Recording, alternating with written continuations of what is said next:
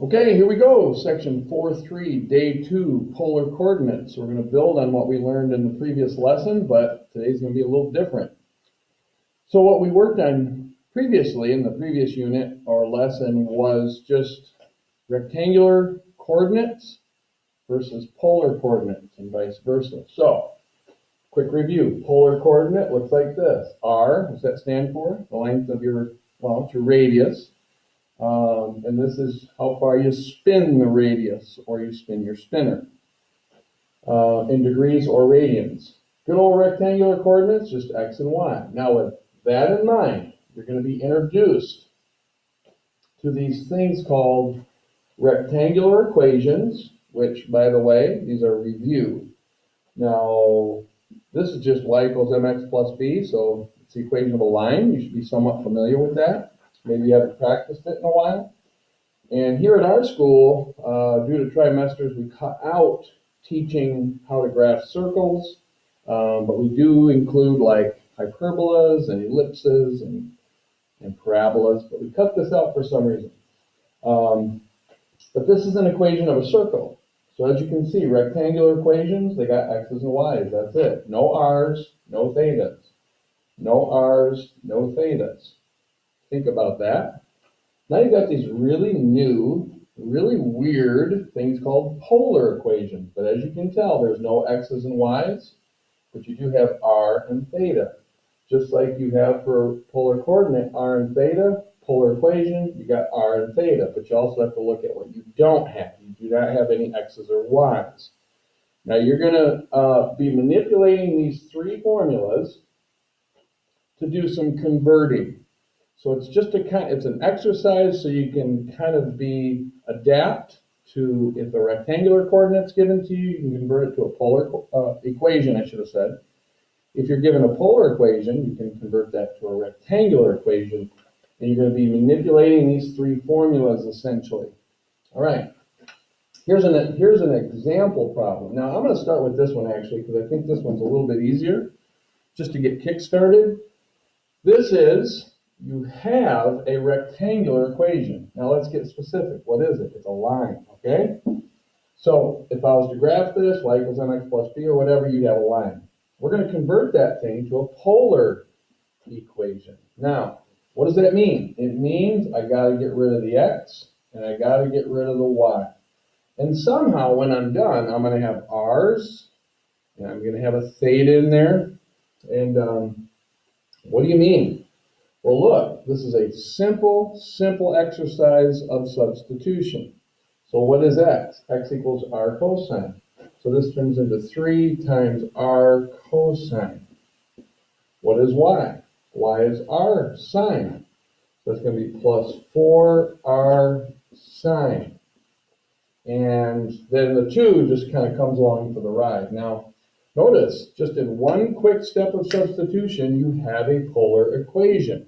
Now, the thing that I didn't explain was, on page 125, if you look, it says, convert the polar equation. And I want you to look at example 6 and 7 and 8 and 9 on page 125.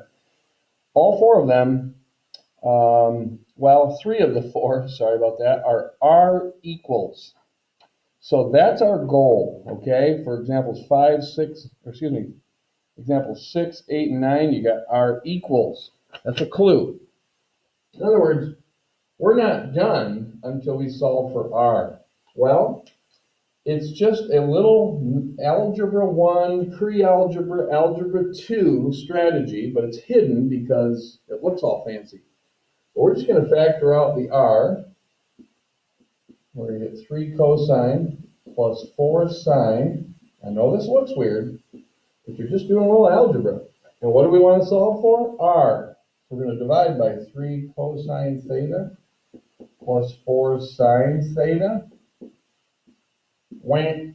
And then we're going to do the same thing over here. So 3 cosine theta plus 4 sine theta. Now I know this seems very strange, but our answer is r equals 2 over 3 cosine theta plus 4 sine theta.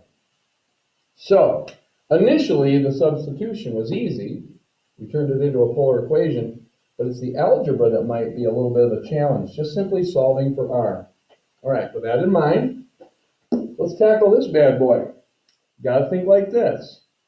It is a polar equation. Notice we have an r, and it's r equals, and we got that darn theta there. Any rectangular equation is not going to have this, and it's not going to have this. So, what I want us to realize is, if we have a cosecant, now I want you to watch this, think about this for a second. What is the reciprocal of cosecant? Sine. Now watch. If I say, wait a minute, with cosecant, I can't use this, and I can't use this, because there's no substitution available. So I need to somehow manipulate that cosecant into either a cosine or a sine, so that we can get started. Well, think about this. If I get rid of this, I mean, just think of it that way. Just get rid of it by dividing by it. Then I would have to do the same thing on the other side, and then you have to think. Isn't 1 over cosecant just simply saying, hey, that's the reciprocal of cosecant? What's the reciprocal of cosecant? Sine. So I'm not going to write it sine r. I'm going to write it just like this. R sine equals -2. Okay. So now, wait a minute, I still have a polar equation, but look at it. I have created this, which is the same as this, which I can substitute that thing for y, and I get y equals -2. And if you recall, a rectangular coordinate or rectangular equation has x's and y's, no r's, no thetas, and this one just happens to have only y.